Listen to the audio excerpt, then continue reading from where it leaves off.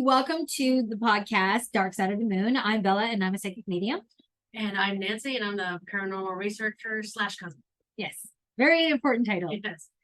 The cousin's harder than the researcher.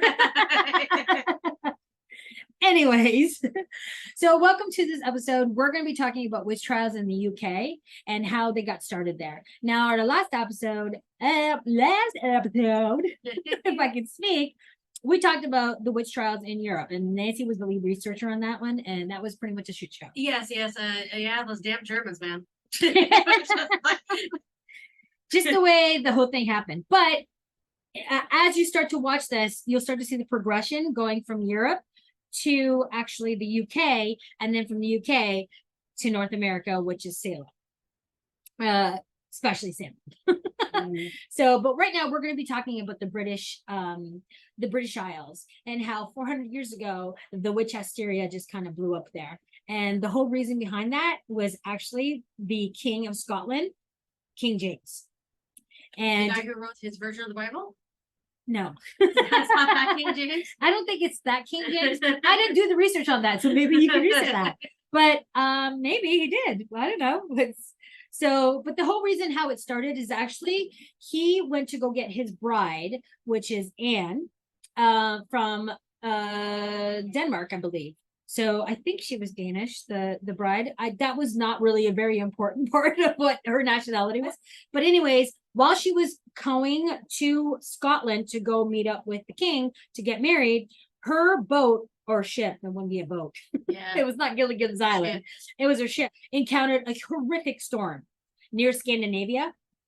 And it literally was nearly capsized. They nearly went down. So they ended up having to go back to Denmark and wait it out. So King James apparently was really antsy to get his wife going and stuff like that. So he's like, produce an heir, bro. Yeah. So he's like, don't worry, I'm gonna come and get you.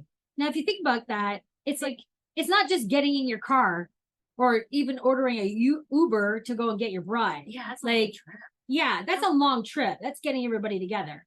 And that's a lot of stuff. So he ended up getting his shit together. Getting his ship. I did say ship. Together, sure. I ended up getting his ship together with P and going over there. Unfortunately, on the way there, he also encountered probably the same storm and was nearly killed at sea. And so, but he finally got to Denmark and saw his bride. Now, James arrived in Kronborg Castle near Copenhagen in January 1590. And it was like I said, his crossing was violent. But when he got there, that's when the witch hysteria was happening there. It had been coming over from mainland Europe. And hundreds of people had been executed already in Denmark. So, but he was just like, oh, well, whatever. This is what's happening here. It has nothing to do with me in Scotland. Except it did.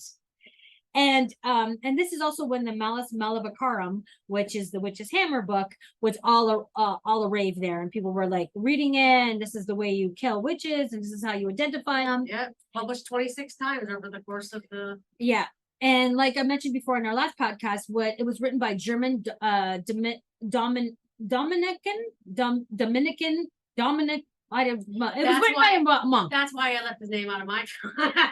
Yeah, it was written by a German monk, and his name was Heinrich Kramer.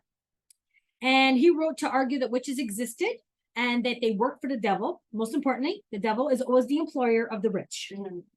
And that witches' aim was to harm and to destroy.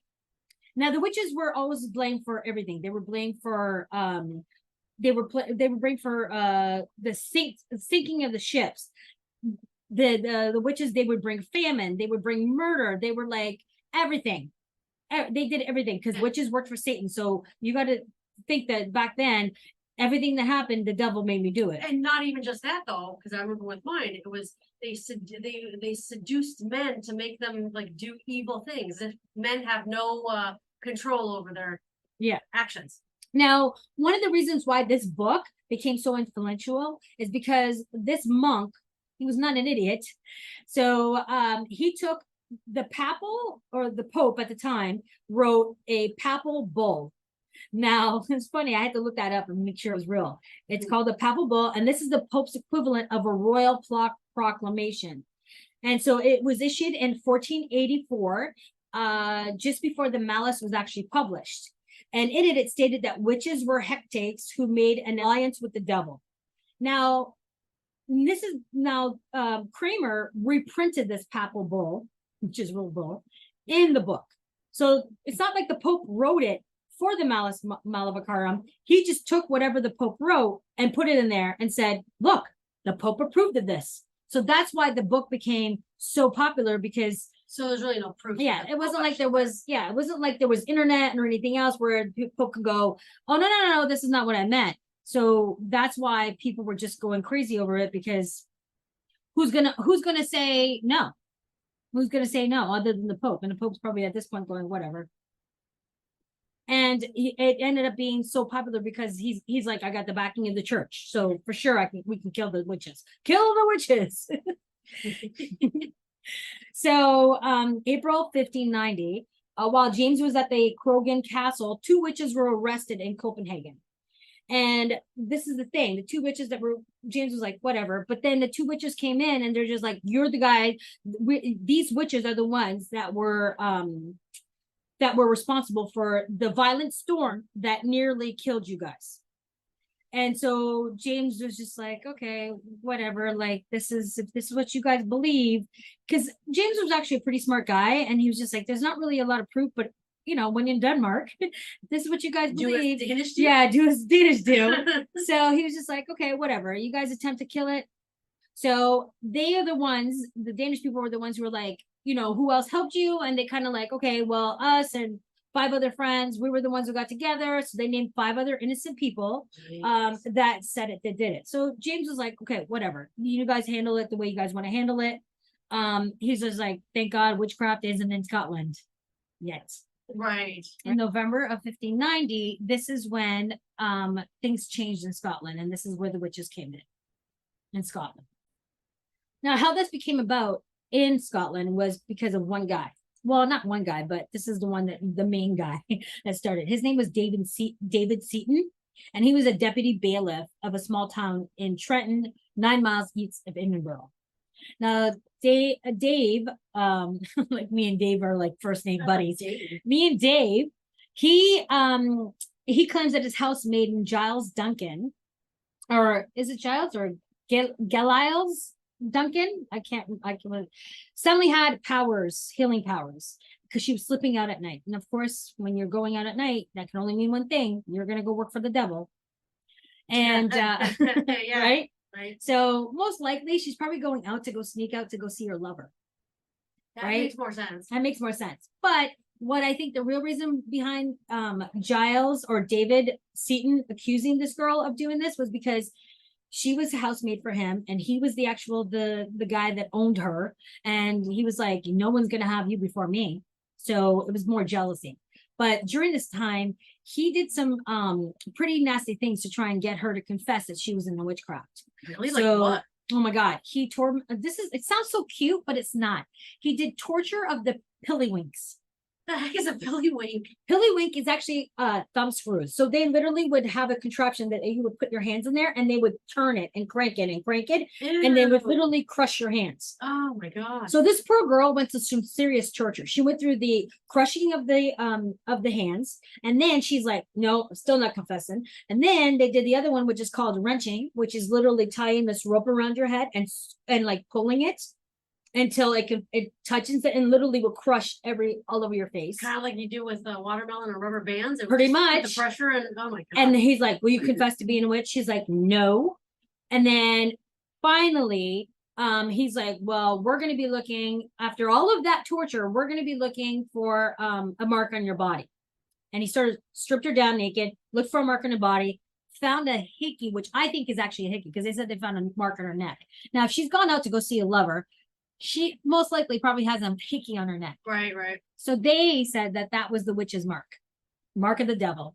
And all of a sudden, when they confronted her on it, that's what broke her. So all of that other pain, she was like, no. All of a sudden the hickey comes out. Yeah, I'm a witch. Maybe she was afraid that they would find her lover and torture him. That's so pretty she- much what my Right, thing trying is. to protect Probably him. like she didn't want to. She thought, well, if I confess to this, then they're gonna leave the guy alone. Because I'm pretty Yeah, sure she's probably in love with him, right? Yeah, they would stop, right? Because as soon as she confessed to be a witch, it's over. Yeah, except that she ended up going to jail, and Did he kill her? then they not that they hadn't killed her yet. Oh. So they took her in front of they took her to the jail, and they had her name admit under torture that she was part of a coven, and they had her name 8 other innocent women. And I say innocent women because none of these women were witches. Makes you wonder now, the people you're naming, are these people you think would you name, if it was you, right? Would you name people that you hate? I would assume so. Oh, 100%. If you have to, right?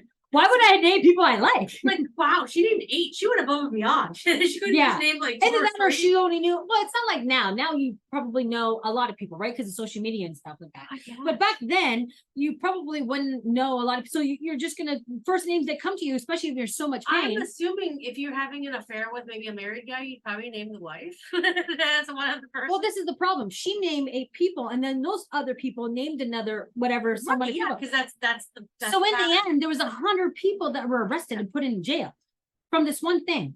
Yeah. And so again, it's always under torture, and that's why it's like no. So and then under torture, she agreed that her coven was in league with is witches, and they were in league with the devil. And this is the thing: they also admitted under torture that they were in league with the witches from Copenhagen, and they were the ones who conjured up that storm. Somebody had to give them that little piece of information. Well, it wasn't given to them. Let's just say that you're going to getting tortured. I'm like, got this pillywinkle things on you. Yeah. And I'm like, are you in league with the Copenhagen witches? What are you going to say? That's what I mean. They were It wasn't like, oh, tell them that you're in league. It was like, say yes or no. Yeah, there's a reason behind that. Yeah. They're given that information. Exactly. And that you were attempting to kill the queen and king and queen for sure. Oh my God. So that got the king's full attention. Because up until now, he's just like, listen, it's not happening. Stop. Well, he couldn't ignore it at that point. Well, because now he's being named. It's like you're trying to murder me, right? So, and this is the thing. Normally, royalty wouldn't get involved with the peasant stuff, and that's why it became such a big thing. Is because he actually got directly involved in this case at that point. When the king, they brought up all the witches in front of him, but they brought one up in front of him, which her name was Agnes Sampson. She was like the most senior of the coven. Okay. And I use those words loosely. Poor lady probably was just a widow and she lived by herself, and she happened to be one of the ones that was named. So she came in front of the king. She came in front of him twice, and they asked her if it was true, and she said it. But then again, she's been beaten and tortured when she's in front of the king. The king actually didn't believe her when she said it, so he was ready to just let her go. Okay.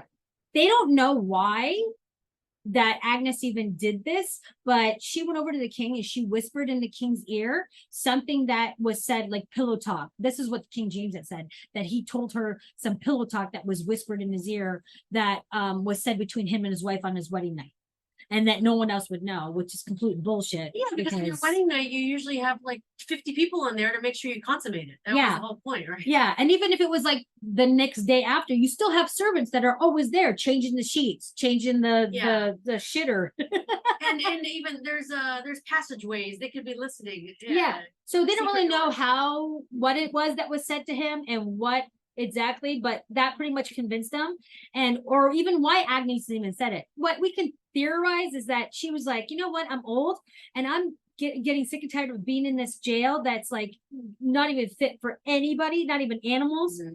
And I'm getting old anyways, so I just wanted to stop. I just want the torture to stop. And that's pretty much what they think happened. And it did, because she ended up getting killed. Who fed her the information? That's the one thing. They never did come up with that, but just because she died. So they ended up putting her on there. They don't really say who else was on the plank there when she got killed, but I'm pretty sure that probably pulled up a bunch of different women up there to get killed with her. Wow. And that started off the whole thing with the witch huntings and everything with King James. Now, and that's when he actually got convinced that there was witches there. Now, poor, I think her name is Giles Duncan. She still actually rotted in jail for another year before she was actually hung herself and executed. Wow. So yeah, can you imagine being in that torture chamber? I guess at that point, if you know you're not going to get out, you'd rather die. Yeah. And if you guys really wanted a lot of information on this, because I'm really condensing it, you guys can look up the North Berwick witch trials, and it'll give you like that all in full in detail. But pretty much this was the one thing that convinced James that witches did really. And on top of that, it gave witch hunting the royal stamp of approval. So therefore, people would be able to do it. Oh, and that's all they needed, really, to let it go. It's almost like a old version of like purge. Yeah. You know, so now the witch hunting is now across Scotland, everywhere. People are getting killed, much like they did in Europe, over it. And again, it's just like simple gossip, or you had like something, your crop is bad. Next thing you know, you're going to kill the witch. So pretty much like that. But the way it got over to England was it was on the 24th of March, 1603. Queen Elizabeth I died. The Virgin Queen? A Virgin Queen. Well, the Virgin Queen. Right. And her cousin is James. So he claimed the throne because she had no children to claim it. So he became the King of Scotland. I mean, he was a King of Scotland. He became the King of England. Yeah. So now the people of England, they were curious about their new king because they don't know anything about him. So they started looking at it. So it's like, what's his interests? What's his beliefs? And they came across a book that was published in London that James actually written. Right. And his book is called Demonology. And he wrote this book about witches in Scotland. And his thing was, because he was really a smart guy, it wasn't so much about, he believed in witches and he believed that they should be punished. But his thing was, you have to understand, if these people are real, there's certain aspects to it. So it's like, if these people are really witches and you identify them, then yes, and they're wrongdoers, they need to be punished. But if they are actually innocent and they are not witches, then you need to let them go. Right. And that's what the book of demonology was all about. Makes sense. The problem was checks and balances thing. You can't just say, hey, you're a witch and put you to death without proof. Yes. But the problem was, a lot of these people took the book at face value, and they didn't really read what his real message was behind it. Mm. So Brian Gunter, I love this story about this guy because this guy deserved it for sure. He decided to go before the king with this, and he brought his daughter Anne with them, who claimed to be cursed by 3 witches. Okay. So the girl said she had afflictions. It started in midsummer. That's what he said. And she got into fits and her body would contort and she'd vomit pins and she'd pull them out of her nose. Vomit pins? Oh, like a voodoo doll? Well, she would vomit these pins and I don't know, she'd pull pins out of her nose. Like a voodoo doll, like somebody was okay. And he would claim that in these tortures that she would have, she'd be able to see the people that actually did it. And he named the 3 women. One was Goodwife Gregory, the second was Mary People, and the third was Mother Pepwell.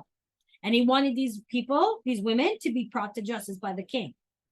So the king did something that he didn't account for. He thought he was just gonna like say, "Oh yeah, okay, I believe you." He was like, "No, I want your daughter to be inspected by the Archbishop of Canterbury, who was actually a skeptic." Okay. So the Archbishop went, questioned Anne, started looking at her, and then said that she was faking the symptoms. And that Brian Gunter was the brains of the operation. Oh, wow. Backfired. Mm-hmm. So, and then through, which I'm assuming a confession for Brian, it was, or either the daughter, threw her father under the bus. Right. Apparently he was seeking revenge against one of the women because I think he had a crush on her and he was seeking revenge on her. Wow. On her. So instead of just naming the one woman, he named all 3 of them. Like, can you imagine that? Like, what an ass. So, so James is like, you know what? You just wasted my time. I'm going to throw you in jail for 3 years and I'm going to fine you because you completely misread my book. That is not what I meant by it. And I was like, this is awesome. Well, that's the actual like modern day justice system. Like he actually, yeah. I don't believe it. Like he knew it's a terrible thing to condemn the innocent and let the guilty go free. So, and that's why he read it. He wrote the book. So he was like, but people are not understanding it. They're reading it in a completely different way, which makes sense. Sometimes you get a text and it's like completely different. Like you read it one way and the person's meaning a different way. Yeah. So that's why I tell you never argue over text, right? Yeah, exactly. So they completely are misunderstanding the book that James has written, and he's devastated by it. But but he's actually the one that brought it over to Scotland and to England. Right. So it all actually started again with royalty bringing over the witch hunts, and from there it went to, because that's when the Puritans moved to Salem, and they brought that over to them, right? Because they also brought over the Malleus Maleficarum, and they brought the demonology book, and that's where it started off, the witch hysteria in Salem, which we'll get into that a lot later, because it's in another episode, because there's a lot to unpack there with the witch hunts in Salem one. But that's pretty much how it started in England. I mean, I condensed a lot of the information, but that's the basic part. So right. King James, as smart as he was, he has only himself to blame for all the witches stuff happening in the UK. So I hope that clears up some of the folklore and some of the myths and where all the witch trials started, because I was really curious with it. Yeah. And in the end, the saddest part about it is that there was thousands, not millions, but there was thousands of people that were killed that were completely innocent and were not witches. Yeah. And that's the saddest part. Just innocent lives. Yeah, just innocent lives. But this is all for today, and we hope to see you in our next episode. All right, see ya. Cheers. Bye.